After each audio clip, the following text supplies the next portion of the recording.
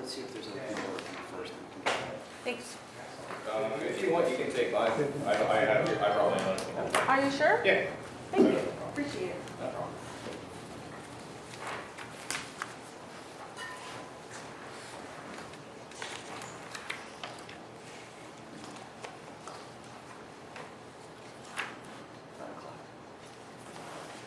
I got your good spot with it.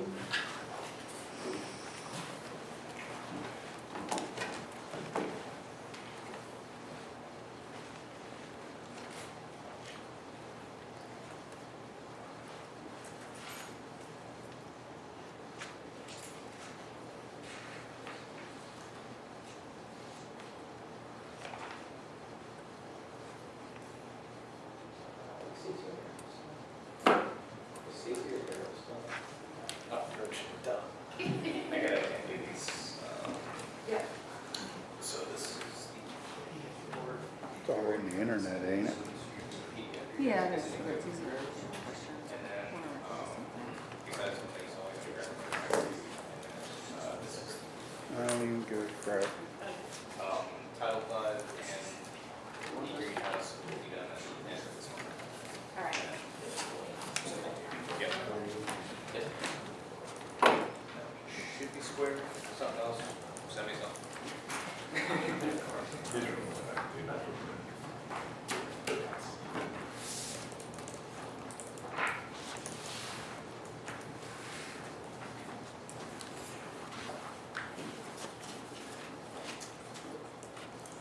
All set?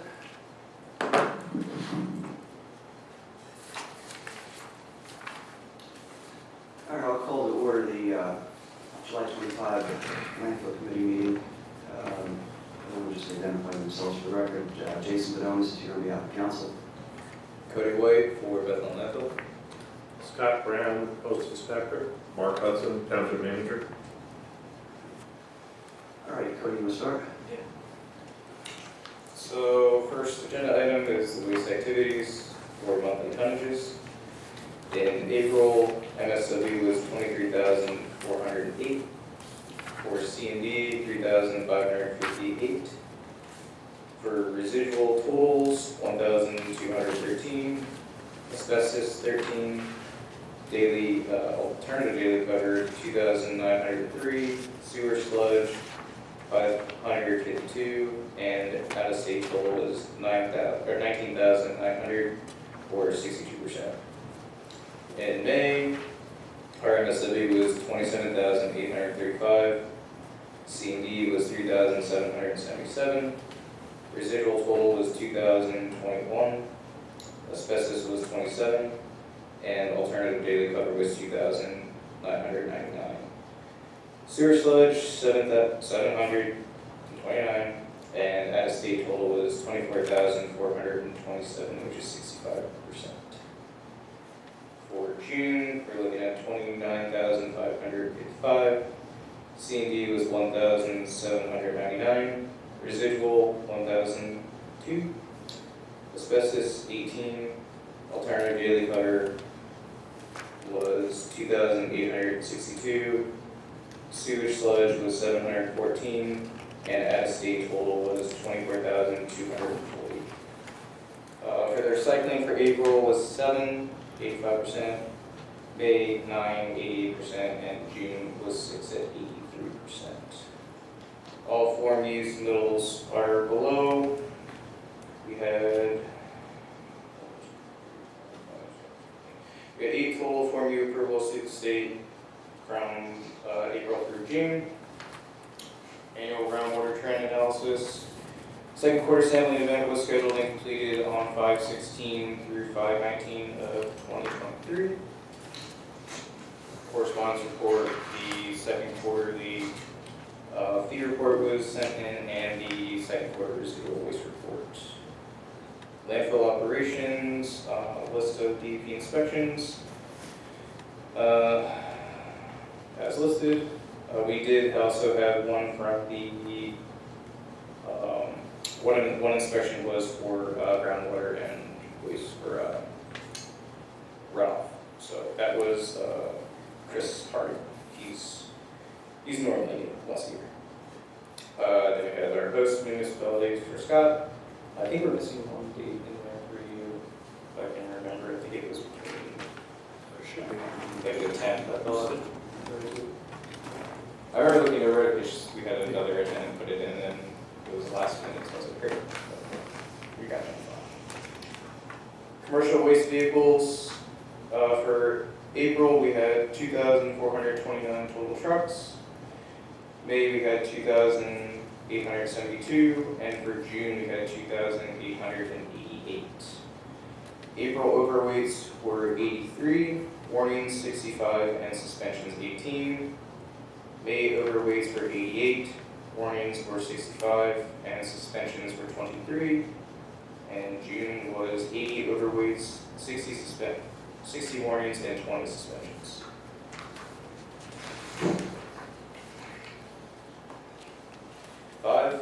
Flare operations and gas collection. The landfill flare gas is the main gas control system for Bethlehem Landfill and continues to communicate with SCS field services with any routine or non-routine maintenance to maximize landfill gas production to minimize odor. April average flare flow was 3,657 SCFM. Main's average was 3,747 SCFM, and June's average was 3,646 SCFM. I'm just going to read the total shutdown hours. If you have questions on particular dates, they are in the notes. Total flare downtime for April was 11 hours and 55 minutes out of 720 for the month. Total downtime for May was 18 hours, 56 minutes out of a 744-hour runtime for May, and there were no shutdowns in June for a total of 720 straight hours of runtime. These documentations are on file. North Slope Road does not need repair, and the swale does not need repairs. The abatement system continues to operate and discharge the Bethlehem wastewater treatment plant. Intermittent malfunctions of well pumps and control systems are repaired as needed. Leachate collection. Flow rates continue to be monitored and reported. Intermediate malfunctions of well pumps and controls are repaired and replaced as needed. Radiation monitoring. Radiation loads were as followed. April, 2 radioactive loads, both for technetium-99M, disposed on site and reported. May, 1 radioactive load as iodine-131, disposed and reported. June, no radioactive loads detected. Southeast realignment construction activities, waste operations were in SE2AB Phase 2. Complaints received by Waste Connections are on a second handout, which you would have received. We just got that today. Then we have all of our leachate demand reports for April through June on the next following pages.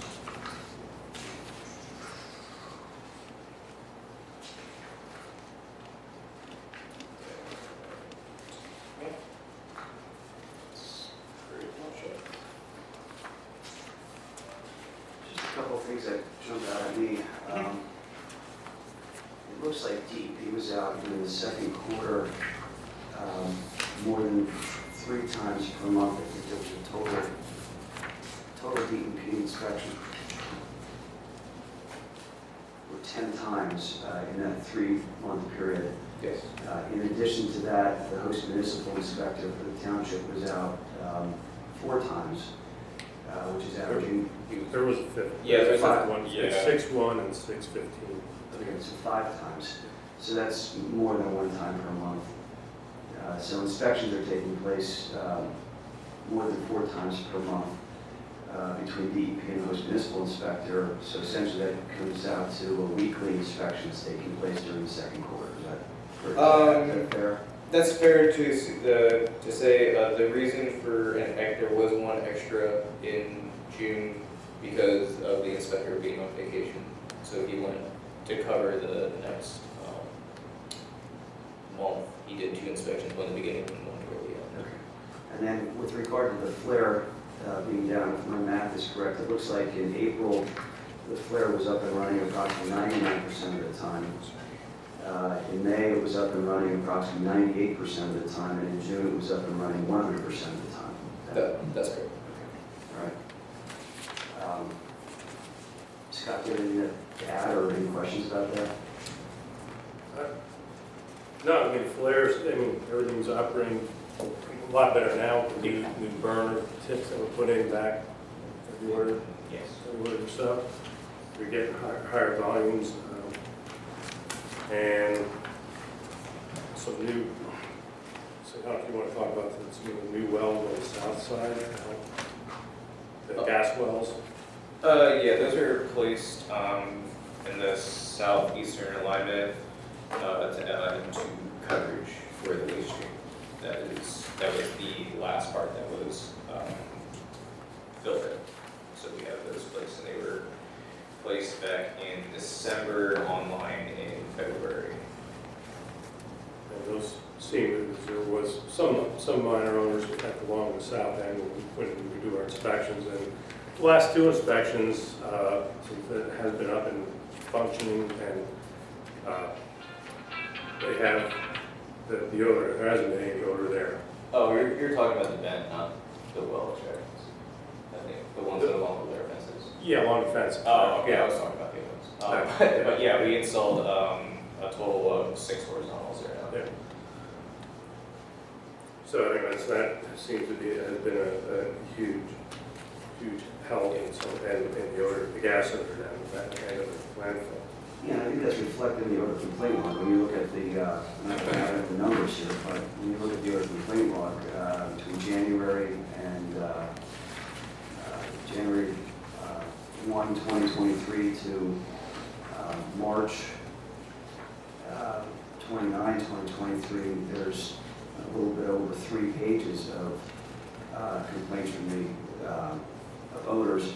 But then when we go to April 2nd through June 26th, it's a little bit over 1 page. I haven't added the numbers, but it looks like there's considerably more, which is, I think that's telling because the weather is generally nicer in April, May, and June. People are outside more than they are in January, February, March. So it looks like odor complaints are being, or odor issues are being well addressed. We tried. Thank you. All right, anything else, Mark? Scott? Just did an inspection this morning out of our new normal routine because there was a meeting tonight, so, and then the storm event, and it seems that the landfill did running crews on the Sunday after the big storm to try and quickly get things repaired. I'd say they're 80 to 90% done fixing up the roads and most of the repairs to some washouts, but they're along the edge of the road, but they're totally passable. North slope, north perimeter road is passable with with a truck. There's still some, I'll say, fine tuning of that road to still occur, but there's no safety issue there, and we can get back to that part of the landfill. The fence is still intact. So there's some erosion, minor erosion rolls along some of the edges of the roads, but they're getting to that. They're doing some repairs to some of the higher priority damage that was caused by the storm. Overall, I mean, the landfill seems in pretty good shape after getting 4.5 inches. You get a couple 50-year storms back to back. Yeah, and I think that, I'll just share with the email that we got. This is from Amy Falch, FAULCH. She's the solid waste supervisor from the Department of Environmental Protection, Waste Management, Bethlehem District Office. This was an email that she had provided on July 20th. And this is with regard to the washout down on the riverside and some of the issues there. And this is the response. It says, our preliminary investigation of this matter does not indicate that Bethlehem Landfill was a contributing factor to the slope washout above Riverside Drive. This appears to be a result of the 500-year storm event and the natural topography in that location. Inspector Matthew Vipon reported that road crews were conducting cleanup and repairs on Monday morning, and she asked if we could provide any additional information on whether the municipality or PennDOT has jurisdiction over Riverside Drive. Again, that's a PennDOT road. You know, I think that was helpful to us have an understanding as to what happened, you know, in your neighborhood, but not necessarily as a result of what you guys are doing. All right, Scott, anything else? That's it. All right, Mark, anything? Just, we did send a letter to DEP, request for the air monitoring and health risk analysis. We did receive a letter back from DEP that they're not going to start any additional screening. They already do screening on a regular basis. So they're going to continue what they're doing unless there's an issue, and then they will look into doing a more in-depth study. All right, anything else, Mark? Just, there's a letter up front. I don't know, do you want to say? Well, I was just going to highlight, you know, this was a release that we received. This is from the Water and Carbon Group, and it was announcing the Water and Carbon Group's lease system was chosen by the Bethlehem Landfill for PFAS removal from leachate, and it was touting the collaboration and the positive environmental effects by having you know, this system being implemented at the landfill. So that's a good development as well. All right, does anybody have anything else? I don't have anything else. Are there any questions or comments from the audience? If I may, Please, thank you. just identify yourself, please, for the record.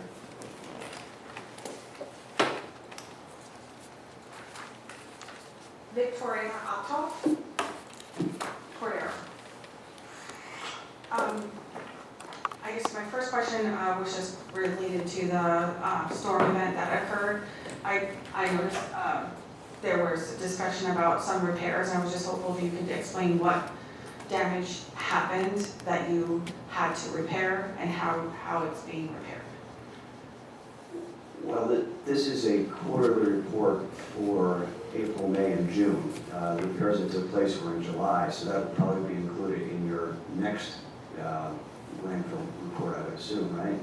Yes, we also had our DP engineer have a report prepared as well, because he came like the day after we had that major one. Okay. So we'll be able to report more accurate information for you off the storm events during the next meeting. Okay, so, and I think you're currently meeting quarterly, so we'll learn about that, I guess, September, October? Whenever the next landfill committee meeting is scheduled, which would be probably 3 months from now. Okay. Question, I noticed in some of the reports it talks about leachate helping, I forget which report it was, but it said 20% leachate to assist with dust control. Do you happen to, or can you explain how runoff or leachate is used to assist with dust control? Well, we don't tend to use leachate for dust control. We use our rainwater runoff or from a private hydrant that's on site as dust control. We do not use leachate as dust control. There are sites that we know of that do that, which is recirculating, but that's on a lined area and not on access roads, anything like that. But Bethlehem personally does not reuse its leachate for dust control. Okay, so I guess we have to just determine what, I think it was the Department of Environmental Protection that noted something about leachate, so maybe they were not correct in that. When you say that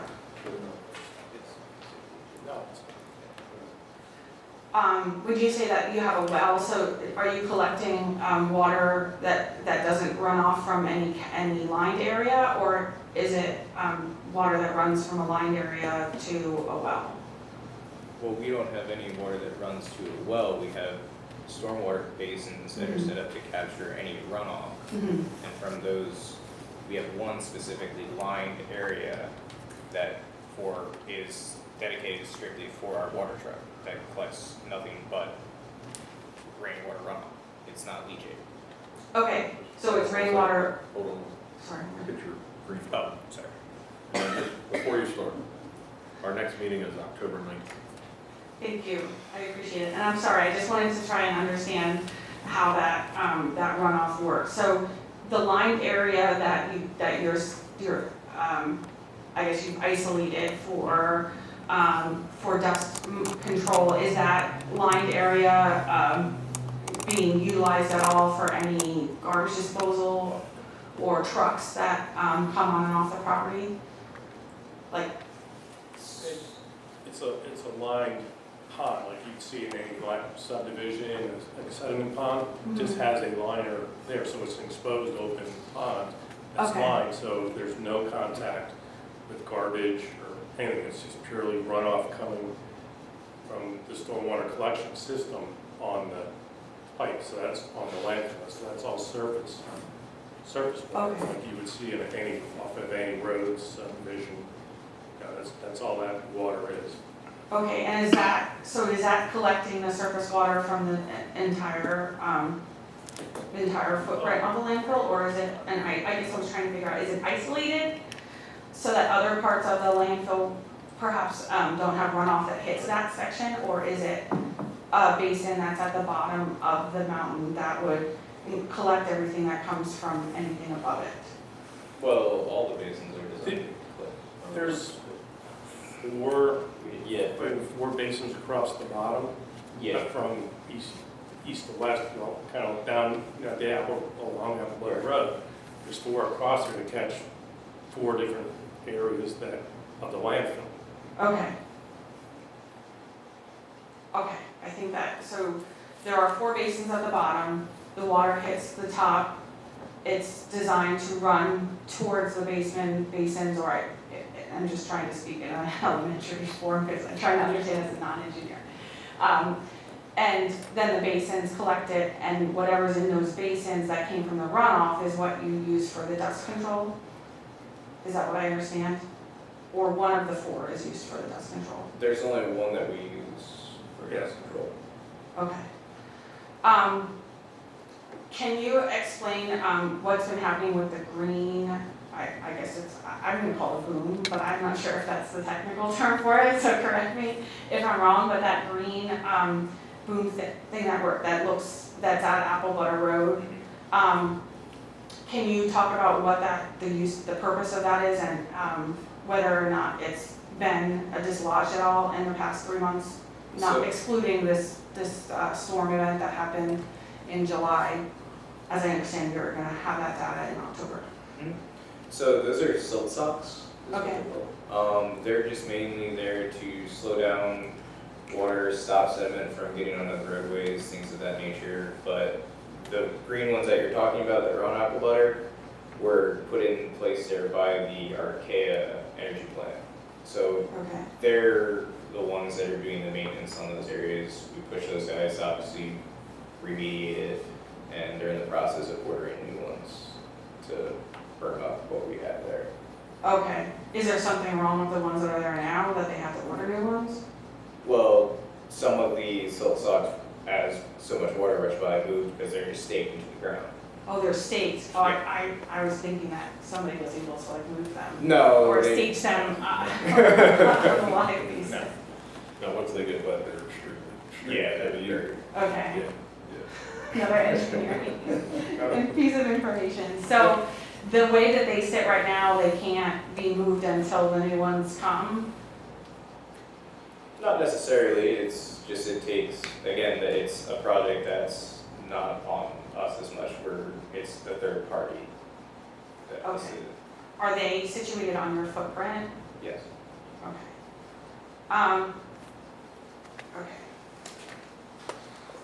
I heard discussion from Hanover about the burner tips being replaced. Can you discuss what that involved with the burner tips?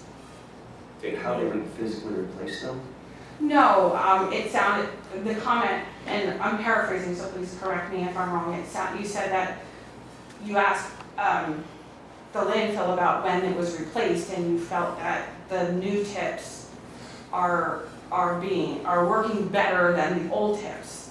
or collecting, capturing more gas? But things wear out, so the tips were getting old and they need to be replaced. So as they get old, they don't function as efficiently, so at a certain point, then they need to be replaced. It's, I don't want to say routine maintenance, but it's, I mean, it is, yeah, but it's not, there's nothing wrong with it.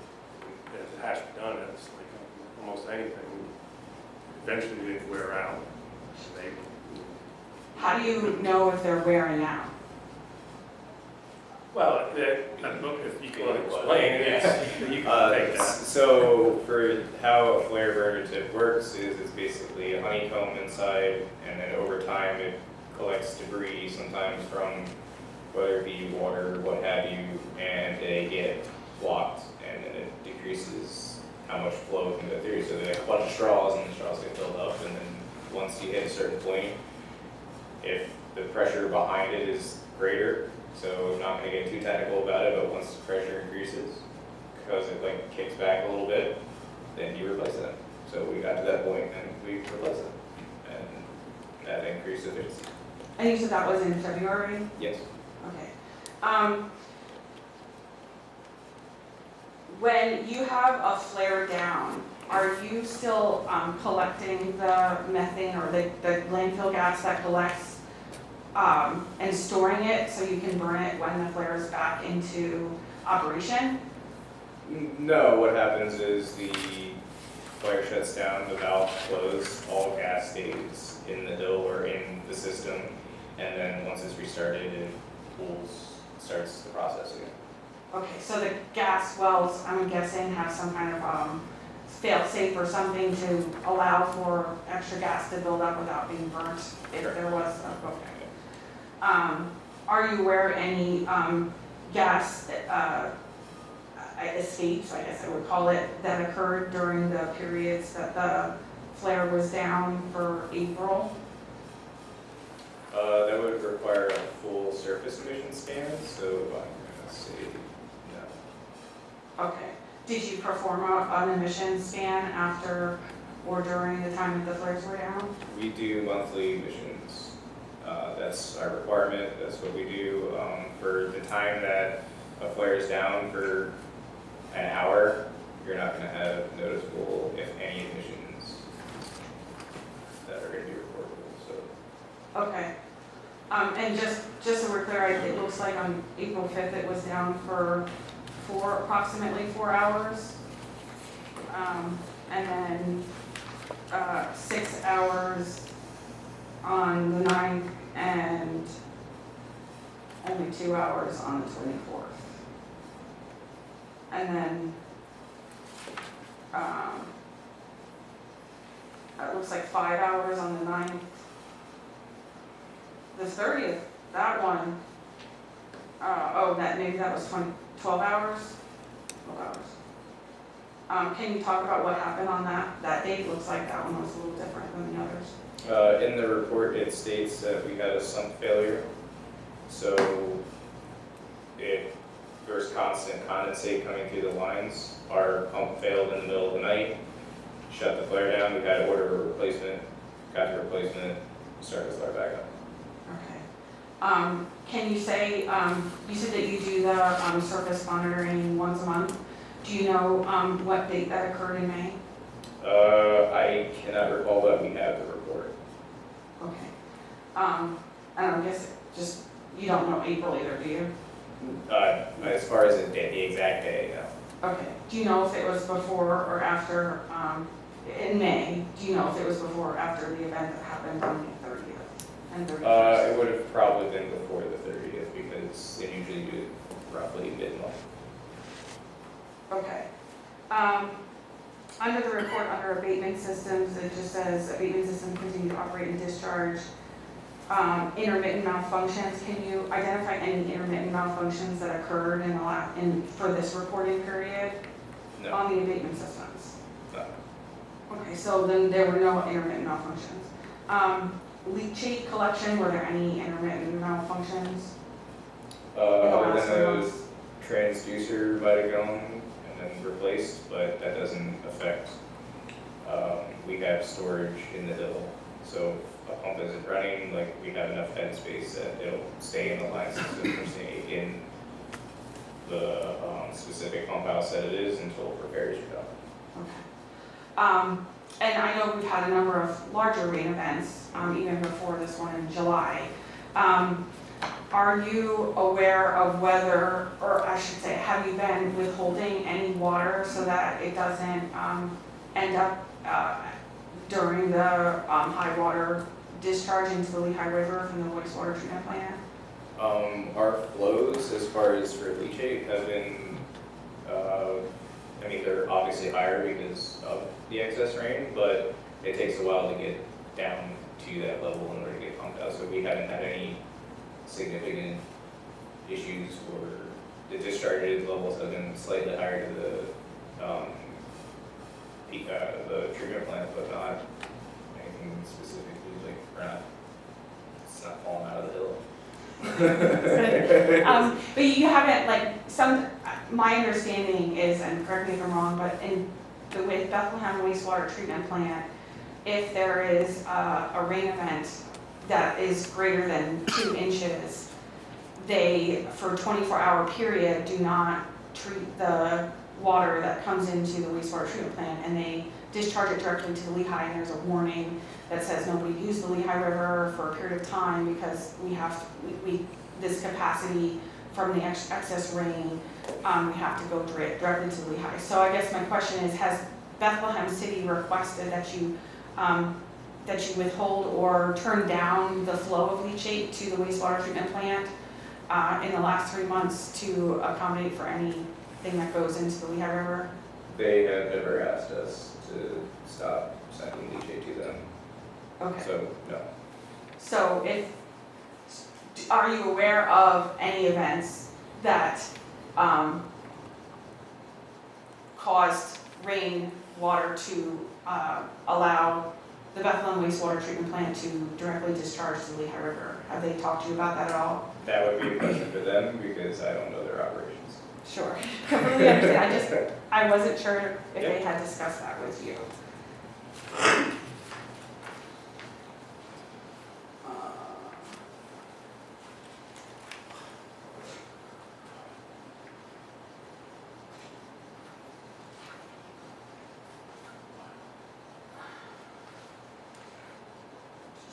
Sorry, just give me a moment. I was looking at the DEP report to try to find that thing.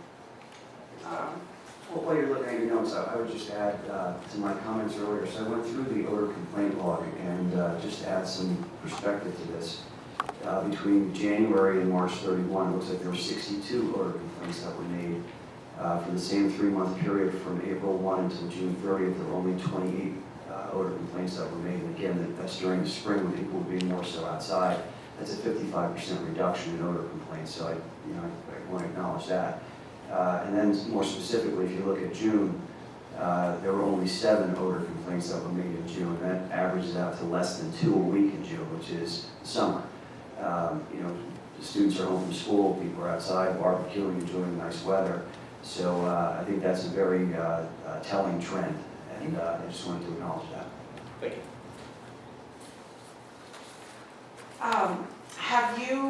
I noted that in your, I can't find what I looked for, so I'll have to follow up with that another time, but have you banned any of the haulers for overweight trucks in the last 3 months? I can't answer that because that's not part of my daily operations there. Sure. No, if you do want the information, I highly recommend it, but I can't answer anything today for anybody, to please contact Asher himself. He's more than willing to obviously talk to anybody. Everybody's got his number. So. I appreciate that. Yeah, not a problem. I should say, at the entrance of your landfill, are you, and if you can't answer it, that's okay, if it's not your area, is there anybody that's monitoring the trucks about which direction they're coming from? So all haulers are given, even new haulers are given pamphlets, informations of here's our traffic pattern. And we speak with, or I know our sales rep speaks with each client, each new job, project, what have you, of here's the specific routes you must take, here's everything you must obey, and then we monitor it as closely as we can.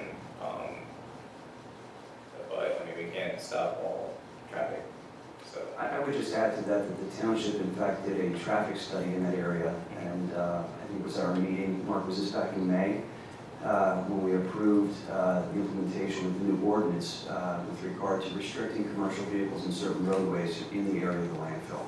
Correct. And we implemented some additional fines, and I think we increased the fine levels to the maximum amount that's permitted by law. Correct, and that was Riverside, Sherry Hill, and.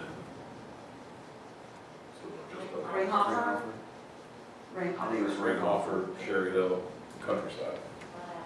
But those aren't able, you can't implement those fines on the state, the PennDOT roads, is that No. right? No. State road. Yeah, okay. Has, the landfill committee ever considered, sending correspondence to Bethlehem City? I understand there's a conflict between Bethlehem City and Lower Saucon about who enforces the roads in that area because of the line, the township and the city line, I guess the area that's by Apple Road and the entrance. So I was just curious, has Lower Saucon Police done any patrolling on Apple Butter Road between Shinersville Road and Ringhoffer Road?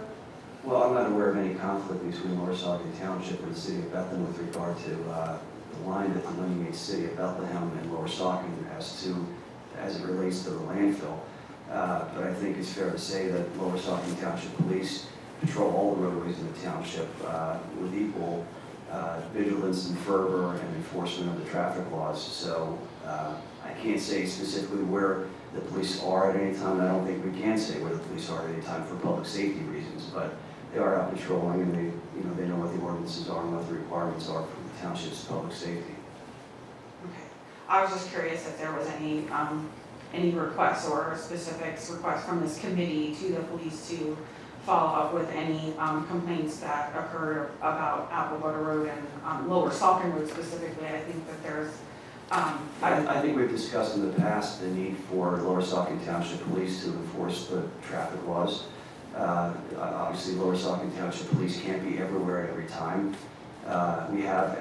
We've approved the addition of 4 additional police officers to the force in light of some of the criminal activities that have been taking place in recent times.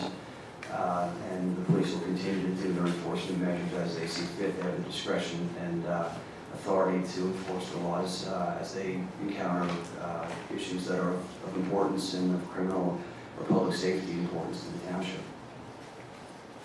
thank you. It was just very specific to whether the For what committee. it's worth, I'm not gonna say where, but in my patrols, motor patrols, and they go into the landfill, it's almost every 2 weeks. Several times I've encountered the police monitoring the road. That's really great to hear, thank you. All right, I don't think I have any other questions, but I really appreciate the information and Thank you. sharing everything. Anyone else in the audience to address the committee? Mr. Boulan? Yeah, Just thank you identify for, yourself. Just identify yourself. oh, Dave Boulan, 2023 Alice Drive. Thanks for the wonderful introduction to the landfill.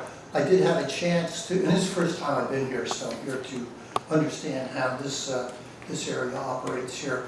I am certainly not going to ask you those detailed questions that really gives you a lot of insight into your operation. I was blown away by some of the things that I read here in a positive fashion, by the way. I did have a chance, it's all on the web, as a matter of fact. Again, that to me is real transparency. If you want to have these questions answered, take a look there. It's a great start and probably a great finish too. But I did notice that the DEP Solid Waste Inspection Report of 2023 of 112 landfill operations that are reviewed by a committee of people apparently and checked out 0 violations. I don't know whether it talked about walking around with dirty feet or something, but boy, I'll tell you, it was everything else in there but the kitchen sink. So I'm absolutely impressed with that. I was I was floored when I heard the previous speaker say something about the Bethlehem sewage facility dumping, if I understood correctly, raw sewage into the Lehigh River? When there's over two inches of rain, it's very specific. So they get a waiver, and I apologize, I'm just answering your question. So they get a waiver and they put a public notice in the newspaper that says, we have to dump our sewage into the Lehigh River, so please don't use the Lehigh River for 24 hours, it's unsafe for rain events over 2 inches. All right. That's where that comes from. I'm not making it up. Gee, that's, Correct. what? She's correct. All right, so let's. No let's do this. question Let's- about let's do that. this. Let's do this. Let's have the speaker address the committee. If Yes, there are I'm questions, sorry, If there are Mr. people in Chairman. the audience that want to have a conversation with one another, then have that conversation after the meeting and you can. talk I about whatever was you just want. responding to his comment about what I Agree, said. absolutely I'm sorry. agree with you. I apologize.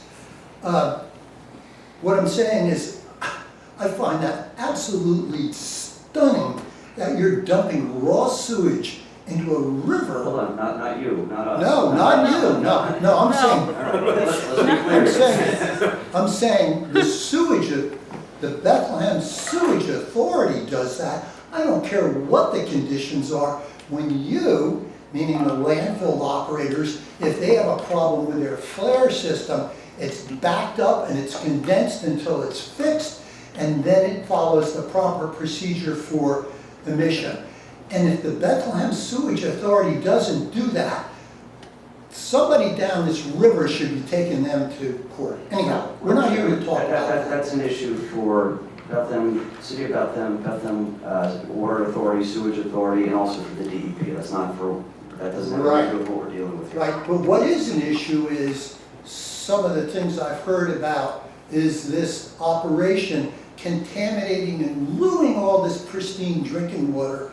And now we have, obviously I've not seen it or heard it from these reports. Now I only read about 10 of them from the HEA inspection, et cetera, et cetera. So I'm not seeing anything that indicates that your operation is not operating in any way but a pristine way. Whereas when I come past that Bethlehem sewage plant, this stench, I roll the windows up and now I find out it also, they're contaminating the Lehigh River. 2 inches of rain is nothing. I get that, we've had that 4 or 5 times already this year. Anyhow, just wanted to make that comment. I thank you for your detailed answers and thank you. That's it. Thank you. All right, anyone else? Yes, sir. Oh, Matt McLaren. I just have a couple quick things. Obviously, everyone knows the storm, Riverside Drive. In the past, that was contributed to sediment trap A, I believe overtopping. And then prior to that, there were several investigations of what goes on at the top of that mountain, you know. Just coming from my perspective, you know, I would hope that the landfill is doing everything they can to minimize the flow of runoff concentrating in that spot. To me, it seems like. You heard the email that I read from Yeah, DEP, yeah. right? No, yeah. Okay. It seems like, yeah, it seems like to me sediment trap A shrunk when the MSE wall was built along, if you were going east, looking from the river. And it's almost like there should be a sediment trap, which would be labeled 3, which I don't believe is really there anymore, along on the north slope, per the southeastern realignment that I looked at. It just seems like there's a massive amount of water that concentrates basically down those driveways. It goes right past the maintenance shed and pretty much heads right down the mountain. There is a sedimentation on just to the northwest of the maintenance garage. There's that little one that's like down in the hole. And then there's one, said basin kind of runs the length of on the north side of the active fillers and Yeah. berm there.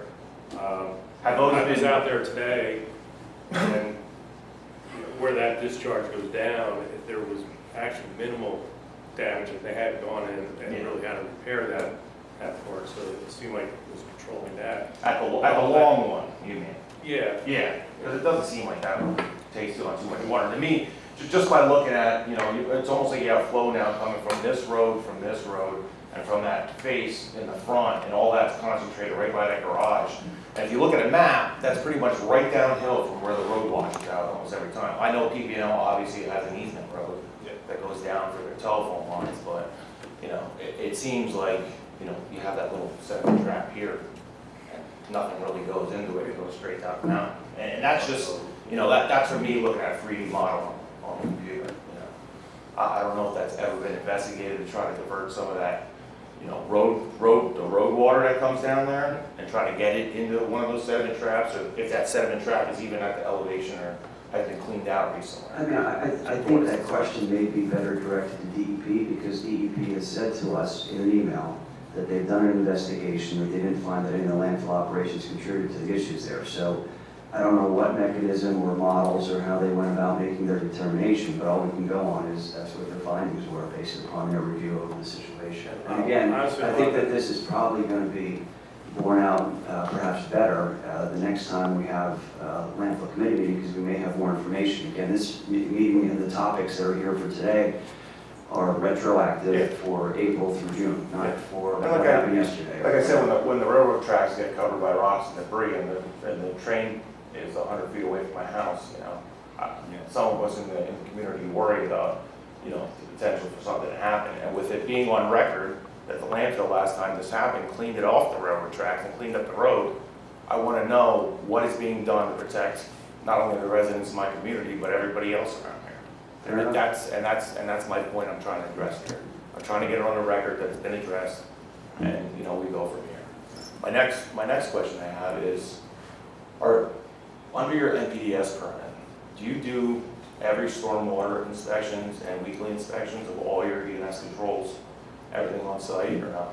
So we do post-rain events, Yes. that's what they are. And yes, we are required to do them weekly, even if there is no storm. Yeah, event. that's what I'm getting. Well, that technically doesn't go into effect until the northern realignment is supposed to our next fill area. But we have been implementing that ever since, just as a default setting, so we're going above. So we're doing weekly post-rain events regardless of if there's a storm event or not, and then if there is an event, we follow up with the second one. So we have we just 4 or 5 in a row. Does the township get copies of those reports? No, those are strictly Internal? Yes. Okay.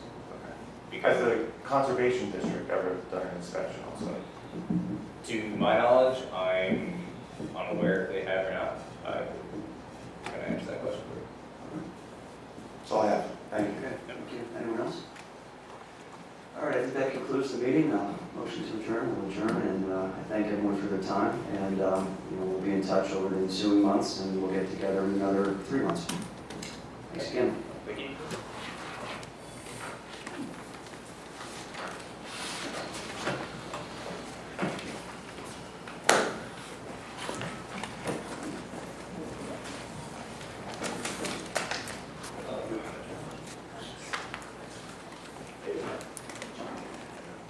The overweight truck, I think it was in the report.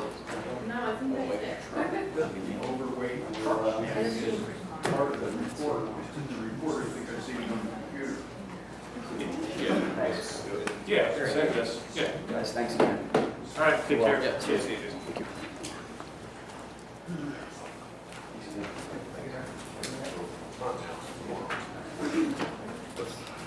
that a listen.